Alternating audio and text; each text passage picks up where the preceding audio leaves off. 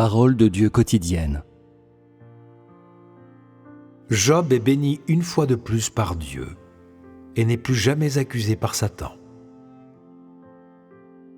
Parmi les déclarations de l'Éternel Dieu, il y a les paroles « Vous n'avez pas parlé de moi avec droiture, comme l'a fait mon serviteur Job. » Qu'est-ce que Job avait dit? C'est ce dont nous avons parlé précédemment, ainsi que des nombreuses pages de paroles du livre de Job, contenant les paroles de Job. Dans toutes ces nombreuses pages de paroles, pas une seule fois Job a-t-il des plaintes ou des appréhensions au sujet de Dieu. Il attend simplement le résultat.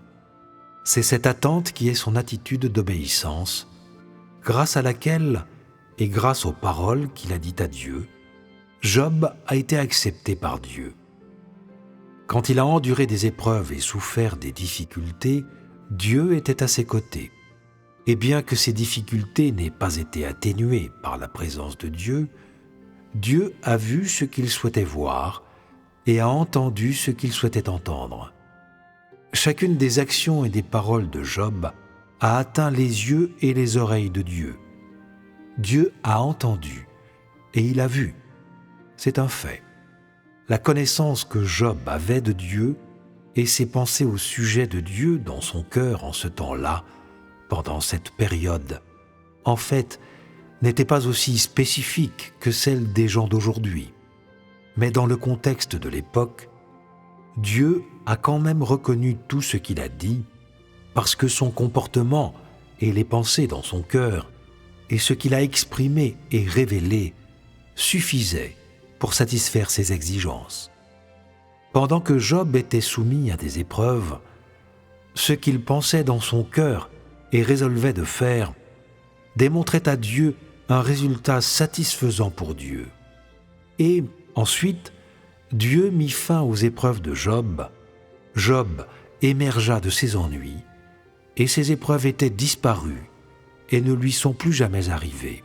Parce que Job avait déjà été soumis à des épreuves et avait tenu bon pendant ces épreuves et complètement triomphé de Satan, Dieu lui a donné les bénédictions qu'il méritait si justement. Comme rapporté en Job, chapitre 42, versets 10, 12, Job a été béni une fois de plus et a été béni davantage que la première fois. À ce moment-là, Satan se retira et ne dit ni ne fit plus rien. Et, depuis lors, Satan n'interféra plus avec Job, ni ne l'attaqua, et Satan ne fit plus d'accusation contre les bénédictions de Dieu pour Job. Job passe la dernière moitié de sa vie dans les bénédictions de Dieu.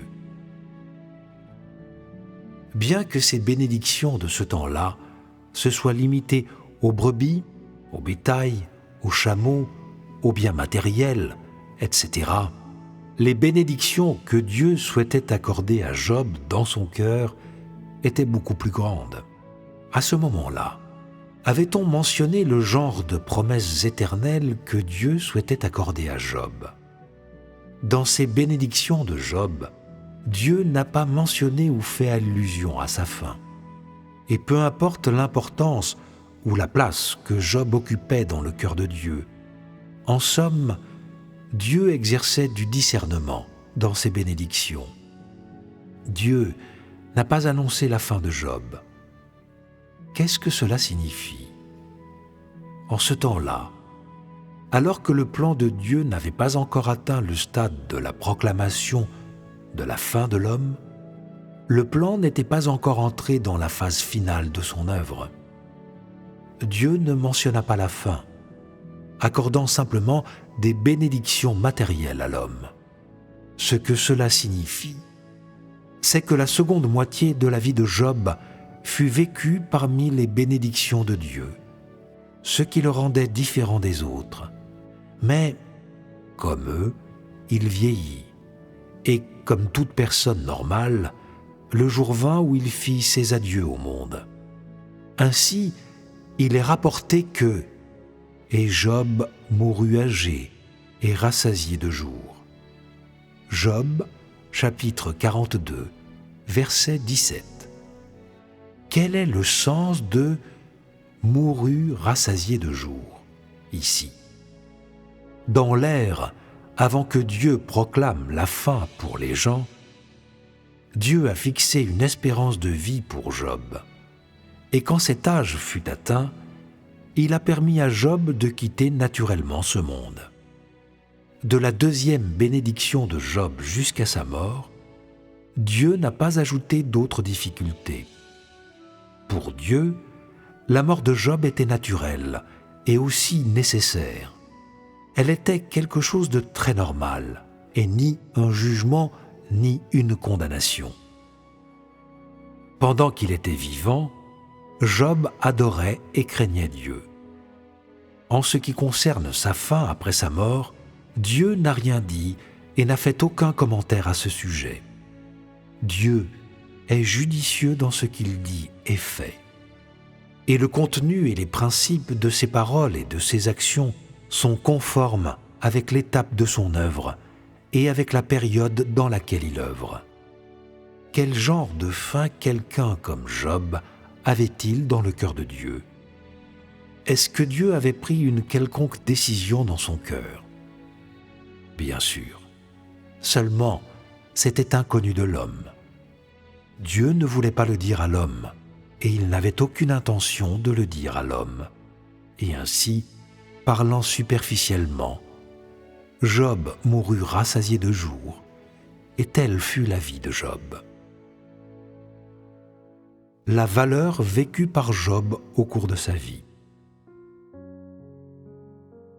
La vie de Job avait-elle une valeur?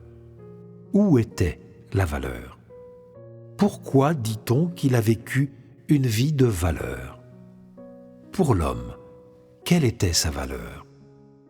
Du point de vue de l'homme, il représente l'humanité que Dieu souhaite sauver, en portant un témoignage retentissant pour Dieu devant Satan et les gens du monde.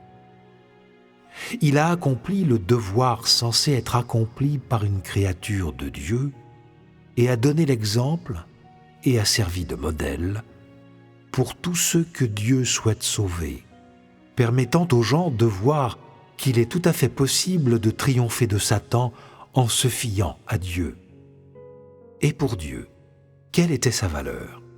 Pour Dieu, la valeur de la vie de Job se trouve dans sa capacité à craindre Dieu, à adorer Dieu, à témoigner des actes de Dieu et à louer les actes de Dieu, apportant à Dieu du réconfort et quelque chose duquel jouir.